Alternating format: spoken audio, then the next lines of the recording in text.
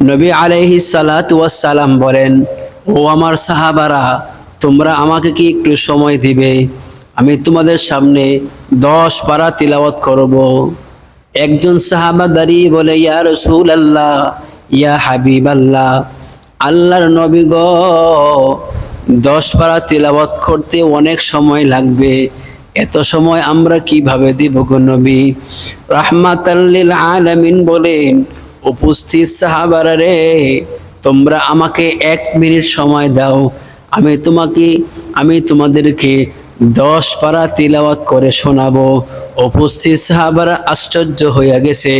ইয়া রাসূলুল্লাহ, ইয়া হাবিবাল্লাহ, আল্লাহর নবী গো, কিভাবে আপনি 1 মিনিটের মধ্যে 10 পারা তিলাওয়াত করবে? নবী বলে, হ্যাঁ, তোমরা শোনো, আমি তিলাওয়াত করতেছি।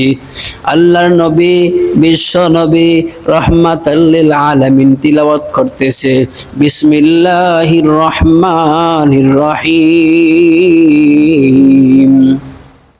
কুল হুয়াল্লাহু আহাদ, আল্লাহুস সামাদ, লাম ইয়ালিদ ওয়া লাম ইউলাদ ওয়া লাম ইয়াকুল লাহু কুফুয়ান আহাদ।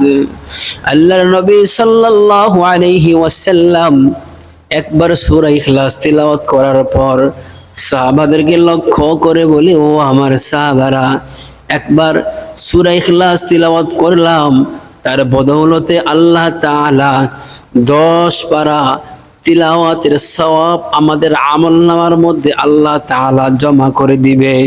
তোমরা কেউ যদি 2 বার সূরা ইখলাস তিলাওয়াত করো, আল্লাহ তাআলা তোমাদেরকে 20 পারা কোরআন তিলাওয়াতের সওয়াব তোমাদের আমলনামার মধ্যে দিয়ে দিবে।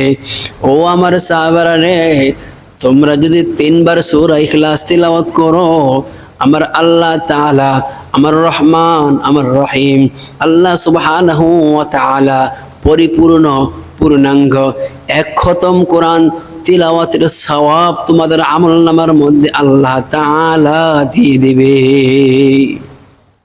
নবী আলাইহিস সালাতু ওয়াস সালাম আরো বলেন, তোমরা কেউ যদি প্রতিদিন 100 বার সূরা ইখলাস তিলাওয়াত করো, আল্লাহ তাআলা 100 বার সূরা ইখলাস তিলাওয়াত করার কারণে তোমাদেরকে 50 বছরের গুনাহ আল্লাহ মাফ করে দিবে।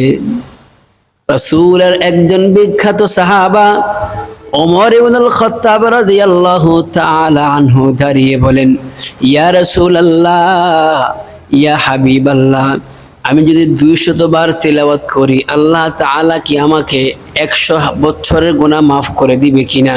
বলে, হ্যাঁ। কেউ যদি প্রতিদিন 100 বার সূরা ইখলাস তিলাওয়াত করে, আল্লাহ তাআলা 200 বার সূরা ইখলাস তিলাওয়াত করার কারণে 100 বছরের গুনাহ আল্লাহ তাআলা মাফ করে দিবে।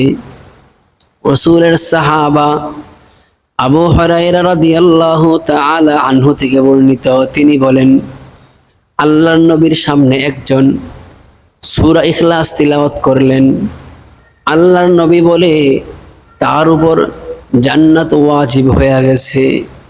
কেউ যদি একবার ইখলাসের নিয়তে একবার সূরা ইখলাস তিলাওয়াত করে, আল্লাহ তাআলা তার উপর জান্নাতকে ওয়াজিব করে দিবে।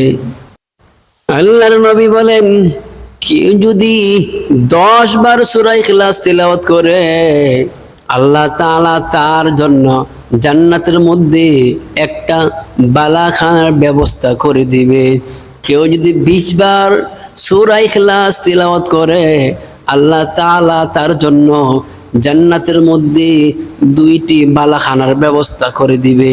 কেউ যদি প্রতিদিন 30 বার সূরা ইখলাস তিলাওয়াত করে, 30 বার তিলাওয়াত করার কারণে বদৌলতে আল্লাহ তাআলা জান্নাতের মধ্যে তার জন্য 3টা বালাখানার ব্যবস্থা করে দিবেন। আল্লাহর নবী আরো বলেন, উপস্থিত সাহাবারা রে, কেউ যদি কবরের সামনে গিয়া একবার সূরা ইখলাস তিলাওয়াত করে, এই সূরা ইখলাস তিলাওয়াত করার বদৌলতে কারণে আল্লাহ তাআলা কবরবাসীদের আযাব বন্ধ করে দেয়। কেউ যদি একবার সূরা ইখলাস তিলাওয়াত করে, কবরবাসীদের আযাব আল্লাহ তাআলা বন্ধ করে দিবে। কেউ যদি 1000 বার সূরা ইখলাস তিলাওয়াত করার পর দোয়া করে, আল্লাহ তাআলা তার দিলের আশা, দিলের তামান্না অবশ্যই অবশ্যই পুরা করবে। এটা আল্লাহর নবী, বিশ্ব নবী, দো জাহানের সরদার, রহমাতাল লিল আলামিনের ওয়াদা।